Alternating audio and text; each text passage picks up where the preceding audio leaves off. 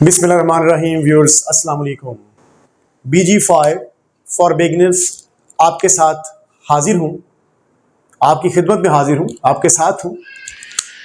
तो जनाब, आपकी मोहब्बतों का बेइंतहा शुक्रिया। वो कहते हैं ना कि खामोशियों का शोर है, तन्हाइयों की भीड़ है। खामोशियों का शोर है, तन्हाइयों की भीड़ है। मेरे घर में आजकल मेला लगा हुआ है। तो ये सिलसिला मैंने अपने घर से शुरू किया। तो खामोशियों का शोर, तन्हाइयों की भीड़, मेरे घर में आजकल मेला लगा हुआ है और ये मेला आप लोगों की मोहब्बतों से लगा है।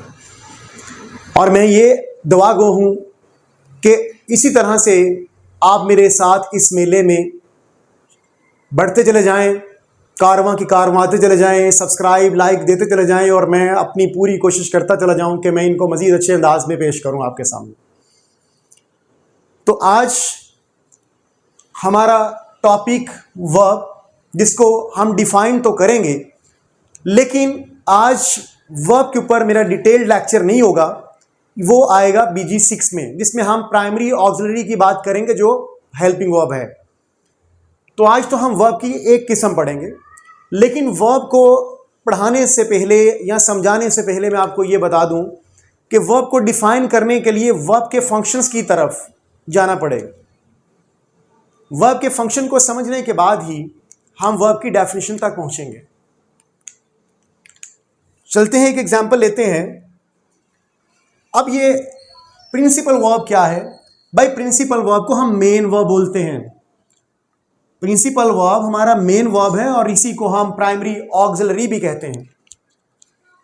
और ये प्राइमरी ऑक्सिलरी जो है, बेसिकली ये दो किस्म के रोल परफॉर्म करता है, एक टू डू और एक state of being to B.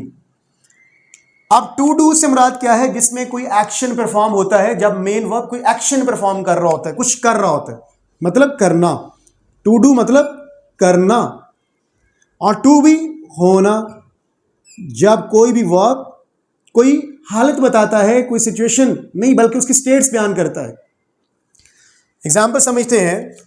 जैसे मैं ये कहूं कि भाई शी वॉज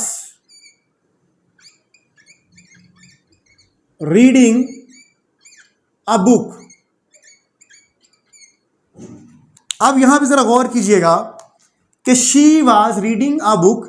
शी बजाते खुद यहां पर कोई एक्शन परफॉर्म नहीं कर रहा। ये वर्ड कोई एक्शन परफॉर्म नहीं कर रहा, यानी कि सब्जेक्ट ऑफ द सेंटेंस जो है ये कोई एक्शन परफॉर्म नहीं कर रहा यहां पे। अब यहां पे वॉज जो है ये भी कोई एक्शन परफॉर्म नहीं कर रहा, ना तो यहां पर आर्टिकल कोई परफॉर्म कर रहा है और ना ही यहां पर ऑब्जेक्ट जो है वो कोई एक्शन परफॉर्म कर रहा है। तो एक्शन परफॉर्म कौन कर रहा है? एक्शन परफॉर्म कर रहा है रीडिंग। शी वॉज रीडिंग, वो पढ़ रही थी, व्हाट? बुक। तो रीडिंग जो है ये एक एक्शन है, क्योंकि डेफिनेटली इसके अंदर हमारी एक मूवमेंट होती है। अच्छा, अगर मैं इसको थोड़ा सा चेंज कर दूं, शी वॉज राइटिंग। आप देखें कि she was writing a book. तो राइटिंग एक एक्शन वर्ब है, जो एक्शन कर रहा है, जो कर रहा है, जो हो रहा है। चलिए मैं इसको मजीद चेंज करता हूं, बाइंग,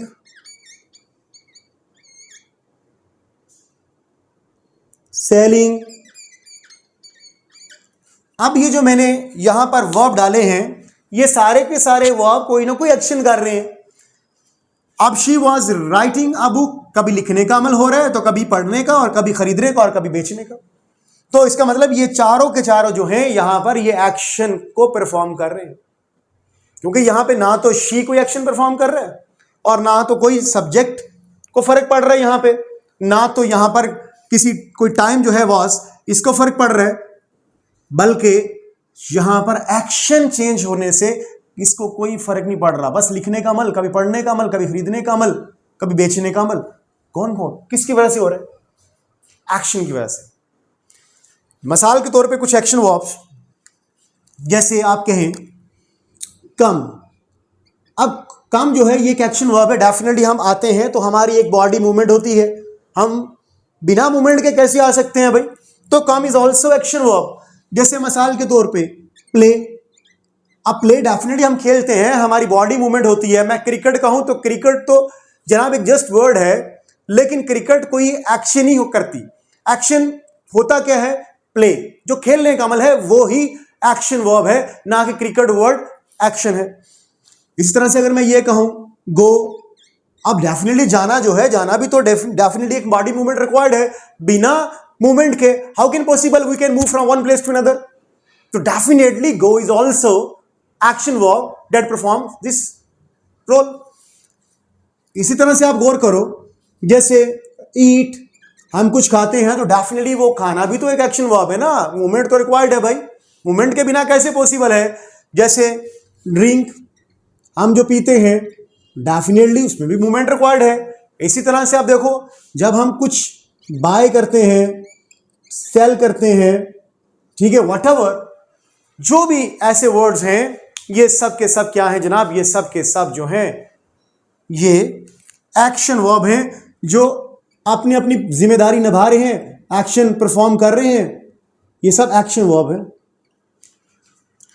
और एक्शन वर्ब, एक बात याद रखिएगा कि हेल्पिंग वर्ब के बाद हमेशा मेन वर्ब आता है। हेल्पिंग वर्ब के बाद हमेशा मेन वर्ब आता है, और वो मेन वर्ब हमारा प्रिंसिपल वर्ब भी कहलाता है, और उसी मेन वर्ब को हम लेक्सिकल वर्ब भी बोलते हैं।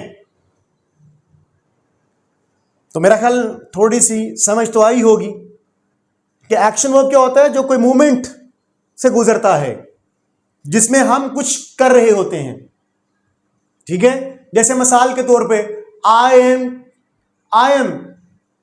राइटिंग, आई एम रीडिंग, मैं पढ़ रहा हूं, मैं लिख रहा हूं। आई एम स्पीकिंग, तो मैं बोल रहा हूं। तो बोलना भी तो डेफिनेटली क्या है? कि एक्शन परफॉर्म कर रहा हूं ना मैं बोलने का। तो डेफिनेटली बोलना भी तो, speak is also action verb, क्योंकि मैं कोई एक्शन परफॉर्म कर रहा हूं। बिना मूवमेंट के मैं कैसे बोल सकता हूं? बगैर होंठों और जबान को हिलाए हुए मैं बोल सकता हूं? बताइए मुझे जरा, थोड़ा सा आप कॉन्सेप्ट दें भाई। आप बिना जबान को और होंठों को हिलाए बिना आप बोलकर दिखाएं, मूवमेंट रिक्वायर्ड है, तो definitely speak is also action verb. समझ आ रही है ना? ये एक्शन वर्ब में हमारा मेन वर्ब है, और इसी को हम लेक्सिकल वर्ब भी बोलते हैं। तो चलते हैं जनाब स्टेट ऑफ बीइंग की तरफ, कि स्टेट ऑफ बीइंग क्या है। स्टेट ऑफ बीइंग जो किसी सिचुएशन को, मतलब उसकी कंडीशन को रिप्रेजेंट करता है, उसके होने का बताता है कि वो क्या है। जैसे मिसाल के तौर पे टू बी मीन होना, स्टेट ऑफ बीइंग यानी बयान करना किसी के बारे में, किसी की हालत के बारे में। जैसे मैं ये कहूं कि भाई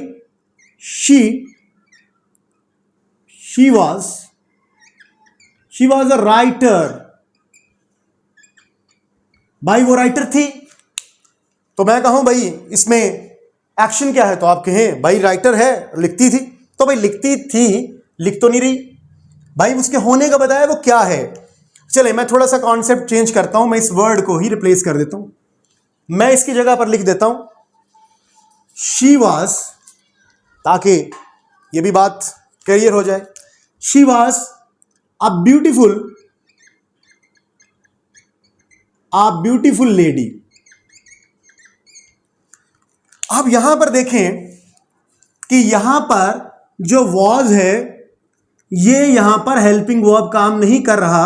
अगर ये हेल्पिंग वर्ब होता, अगर ये प्राइमरी ऑक्सिलरी होता, तो इसके फौरन बाद मेन वर्ब आता।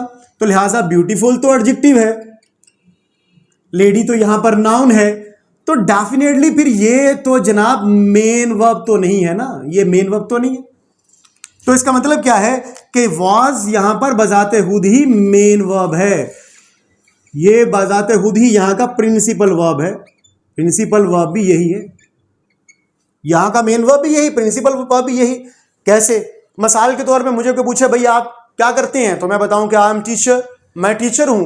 तो मैंने अपने टीचर होने का बताया। अच्छा आप क्या हैं जी? मैं असिस्टेंट डायरेक्टर हूं। तो मैं अगला ही क्वेश्चन उठाऊं कि भाई आपके डायरेक्टर कौन है, तो वो कहे भाई हमारे ऑर्गेनाइजेशन के अंदर डायरेक्टर नहीं है, डायरेक्टर होते ही नहीं है भाई। तो भाई जब आपकी ऑर्गेनाइजेशन के अंदर डायरेक्टर नहीं होते, तो फिर आप कैसे असिस्टेंट डायरेक्टर हैं? आप किसको असिस्ट कर रहे हैं? मींस के you are the director there, आप ही वहां पर भाई डायरेक्टर हैं। इसका मतलब आप असिस्टेंट डायरेक्टर तो तब मानेंगे ना जब कोई डायरेक्टर होगा। तो हेल्पिंग वर्ब के बाद जब मेन वर्ब ही नहीं है, जब देखें हेल्पिंग वर्ब होगा तो मेन वर्ब होगा ना आगे। अगर मेन वर्ब ही नहीं है तो हेल्पिंग वर्ब कहां कैसे आएगा? इसका मतलब क्या है? समटाइम्स इसका मतलब ये होता है कि वहां का बाज़ औक़ात वहां का हेल्पिंग वर्ब ही मेन वर्ब होता है। जैसे यहां पर कि she was a beautiful lady, कि वो एक खूबसूरत खातून थी, तो वॉज शोज दैट, यानी this word shows that the state of she being beautiful lady. यहां का ये वर्ड बता रहा है किसके बारे में? इस स्टेटस के बारे में बयान कर रहा है कि ये क्या है, ये ब्यूटीफुल है, तो उसके होने का बताया। जैसे मिसाल के तौर पे मैं ये कहूं ही इज अ बुचर, अब मैंने उसके कसाई होने का बताया, उसके बुचर होने का बताया कि वो क्या है। मैंने ये उसके करने का बताया नहीं है, उसके टू डू का नहीं बताया मैंने, बल्कि टू बी का बताया कि वो क्या है। जैसे मैंने बोला कि I am teacher, you are clerk, आप क्लर्क हैं, तो यहां का आर मेन वर्ब काम कर रहा है जो उसके होने का बता रहा है कि वो ये क्लर्क है। वो लेडी डॉक्टर है, she is a lady doctor, कि वो लेडी डॉक्टर है, तो वहां का इज जो है वो बजाते खुद मेन वर्ब काम कर रहा है जो उसके होने का बता रहा है कि वो लेडी डॉक्टर है। यानी जब मेन वर्ब के बाद, मेन वर्ब से पहले हेल्पिंग वर्ब ना हो तो जरा देखिएगा कि सम टाइम वाज वर्ब जो है, इज एम आर जो है, ये बतौरे मेन वर्ब आ रहे हैं या हेल्पिंग वर्ब आ रहे हैं। अगर तो वो हेल्पिंग वर्ब आ रहे हैं तो उनके फौरन बाद कोई ना कोई मेन वर्ब होगा। लेकिन अगर मेन वर्ब नहीं है तो हो सकता है कि वो जनाब किसी चीज के होने का बता रहे हो, तो वहां पर वो बजाते खुद ही मेन वर्ब काम कर रहे हैं। आप याद रखें ये जो was verb, is am are, be वगैरह, ये बतौरे बी वर्ब काम करते हैं। यानी मॉडर्न इंग्लिश में इनको बी वर्ब कहा जाता है, इनको बी वर्ब कहा जाता है। लेकिन ओल्ड इंग्लिश में यानी ये मॉडर्न में हम बोलते हैं इसको बी वर्ब। और जनाब ओल्ड इंग्लिश में इसको बोला जाता है verb to be, verb to be. ये ओल्ड फैशन यानी ओल्ड इंग्लिश में है।